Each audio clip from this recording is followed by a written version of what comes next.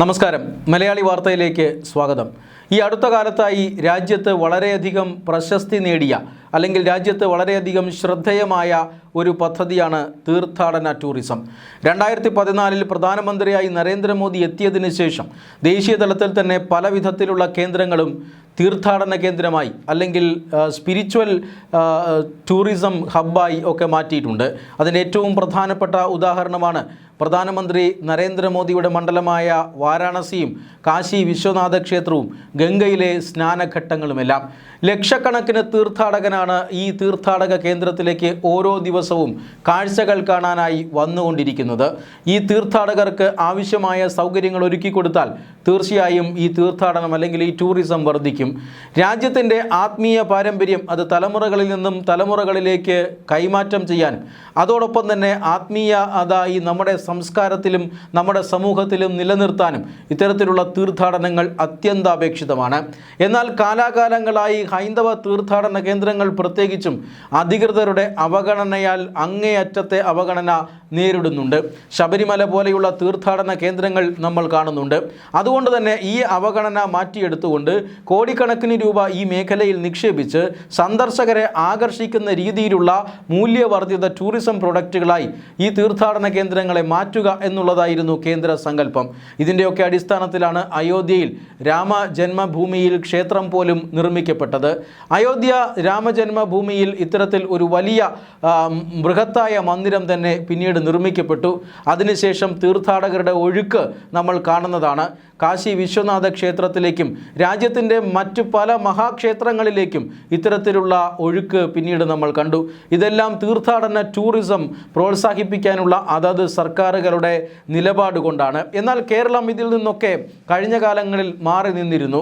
ഇടതുപക്ഷ സർക്കാരാണ് കേരളം ഭരിച്ചത് എന്നുള്ളത് കൊണ്ട് തന്നെ തീർത്ഥാടകർക്ക് അനുകൂലമായ തീരുമാനങ്ങൾ എടുക്കാൻ അവർ മടിച്ചിരുന്നു. തീർത്ഥാടകർക്ക് വേണ്ടി കേന്ദ്ര ഫണ്ട് ഇവിടേക്ക് കൊണ്ടുവരാനും അവർ മടിച്ചു. ഇതിൻ്റെ ഭാഗമായിട്ടാണ് തീർത്ഥാടന ടൂറിസത്തിൽ ഒരു വലിയ പിന്നോക്കം പോക്ക് കേരളത്തിൻ്റെ കാര്യത്തിലുണ്ടായത്. എന്നാൽ ഇപ്പോൾ അത് മാറ്റിയെടുക്കാനുള്ള ശ്രമം പുതിയ സർക്കാർ തുടങ്ങിയിരിക്കുന്നു എന്ന് വേണം കരുതാൻ. ഈ ബഡ്ജറ്റിൽ തീർത്ഥാടന ടൂറിസവുമായി ബന്ധപ്പെട്ട് തീർത്ഥാടന ടൂറിസം സർക്യൂട്ടുകളുമായി ബന്ധപ്പെട്ട് പലയിടങ്ങളിലും പരാമർശമുണ്ട്. ഇതിലേറ്റവും പ്രധാനപ്പെട്ടത് ശബരിമല, ഗുരുവായൂർ, കൊട്ടിയൂർ എന്നീ ക്ഷേത്രങ്ങൾ കേരളത്തെ സംബന്ധിച്ചിടത്തോളം ഏറ്റവും വലിയ തീർത്ഥാടന കേന്ദ്രങ്ങളായി മാറിക്കൊണ്ടിരിക്കുന്നു. വർഷങ്ങളായി ലക്ഷക്കണക്കിന് തീർത്ഥാടകർ ശബരിമലയിലെത്തുന്നു. ഗുരുവായൂരിലും എത്തുന്ന തീർത്ഥാടകരുടെ എണ്ണം കോടിക്കണക്കിന് തീർത്ഥാടകരാണ് ഓരോ വർഷവും ഗുരുവായൂരിൽ ദർശനത്തിനായി എത്തുന്നത്. ഇതേ കാറ്റഗറിയിലേക്ക് ഉയർന്നു വരുന്ന പുതിയൊരു ക്ഷേത്രമാണ് കൊട്ടിയൂർ ക്ഷേത്രം. കൊട്ടിയൂർ ക്ഷേത്രത്തിലേക്ക് കേരളത്തിൻ്റെ നാനാഭാഗങ്ങളിൽ നിന്നും അതുപോലെ തന്നെ ഇന്ത്യയുടെ പല ഭാഗങ്ങളിൽ നിന്നുമൊക്കെയുള്ള തീർത്ഥാടകരുടെ ഒഴുക്ക് നമ്മൾ കാണുന്നുണ്ട്.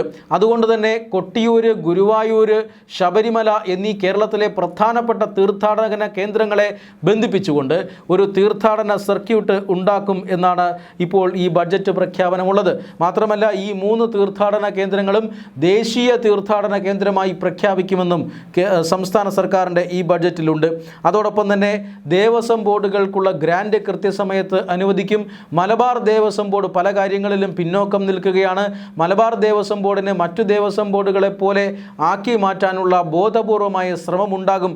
ഇതൊക്കെയാണ് ഇന്നത്തെ ബഡ്ജറ്റിൽ ഈ തീർത്ഥാടന ടൂറിസവുമായി ബന്ധപ്പെട്ട് പ്രഖ്യാപനങ്ങളുള്ളത്. നേരത്തെ ഈ സമാധാനത്തിന് വേണ്ടി, ലോക സമാധാനത്തിന് വേണ്ടി പണം നീക്കി വയ്ക്കുക, അങ്ങെവിടെയോ ഉത്തരേന്ത്യയിൽ ട്രെയിനിലുണ്ടായ ഒരു അടിപിടി കേസിൽ മരിച്ചുപോയ ഒരാളുടെ കുടുംബത്തിന് വേണ്ടി ലക്ഷക്കണക്കിന് രൂപ മാറ്റിവെക്കുക, സ്വകാര്യമായി ഈ രാഷ്ട്രീയക്കാരുടെ കുടുംബങ്ങളുടെ കടം തീർക്കുന്നതിനും അതുപോലെ തന്നെ ആ കുടുംബങ്ങളെ സാമ്പത്തികമായി സഹായിക്കുന്നതിനുമൊക്കെ വേണ്ടിയിട്ട് പണം നീക്കി വയ്ക്കുക, ഇങ്ങനെയുള്ള പരിപാടികളാണ്, ഇങ്ങനെയുള്ള കലാപരിപാടികളാണ് കേരളത്തിലെ ബഡ്ജറ്റുകളിൽ നടന്നിരുന്നതെങ്കിൽ ഇപ്പോൾ ആ ഒരു സ്ഥിതി മാറിയിരിക്കുന്നു. അഖിലേന്ത്യാ അടിസ്ഥാനത്തിൽ കേന്ദ്ര ബഡ്ജറ്റിലും അതുപോലെ തന്നെ വിവിധ സംസ്ഥാന ബഡ്ജറ്റുകളിലുമെല്ലാം ഇത്തരത്തിൽ തീർത്ഥാടന ടൂറിസത്തിന് വലിയ പ്രാധാന്യം ലഭിച്ചിരുന്നു. ആ തീർത്ഥാടന ടൂറിസത്തിനാണ് ഇപ്പോൾ ഒരിക്കൽ കൂടി പ്രാധാന്യം കേരളത്തിൽ ലഭിക്കുന്നത്. ഒരുപക്ഷെ ആദ്യമായിട്ടായിരിക്കും ശബരിമലയും ഗുരുവായൂരും കൊട്ടിയൂർ ക്ഷേത്രവും ദേശീയ തീർത്ഥാടന കേന്ദ്രമായി പ്രഖ്യാപിക്കും എന്ന പ്രഖ്യാപനം ബഡ്ജറ്റിൽ തന്നെ വരുന്നത്. മാത്രമല്ല കേന്ദ്ര ബഡ്ജറ്റിലും വിവിധ സംസ്ഥാന സംസ്ഥാനങ്ങളുടെ ബഡ്ജറ്റിലുമൊക്കെ കാണുന്ന തരത്തിലുള്ള വികസന ബഡ്ജറ്റ്, അതിപ്പോൾ ഈ തീർത്ഥാടന മേഖലയിലായാലും സ്പിരിച്വൽ മേഖലയിലുമെല്ലാം അത്തരത്തിലുള്ള ഒരു വികസനം കൊണ്ടുവരിക, തദ്ദേശവാസികളുടെ തൊഴിൽ അതിന് കൃത്യമായ ഒരു ഉറപ്പ് നൽകുക, ഇതെല്ലാം ഈ തീർത്ഥാടന പ്രോജക്റ്റുകളുടെ പ്രത്യേകതയാണ്. ഇത്തരത്തിലുള്ള തീർത്ഥാടന പ്രോജക്റ്റുകൾ കേരള ബഡ്ജറ്റിലും ഇടം പിടിക്കുന്നു എന്നുള്ളതാണ്.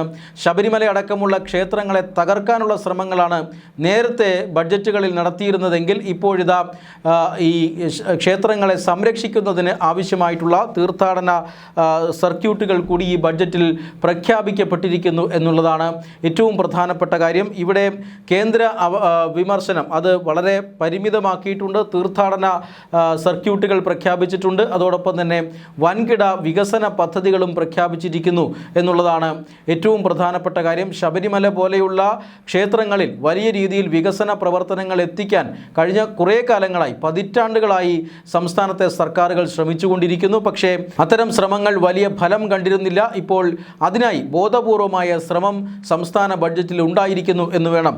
ശബരിമലയിലും ഗുരുവായൂരിനെയും അതുപോലെ തന്നെ കൊട്ടിയൂരിനെയും ദേശീയ തീർത്ഥാടന കേന്ദ്രമായി പ്രഖ്യാപിക്കാനുള്ള ബഡ്ജറ്റ് പ്രഖ്യാപനം.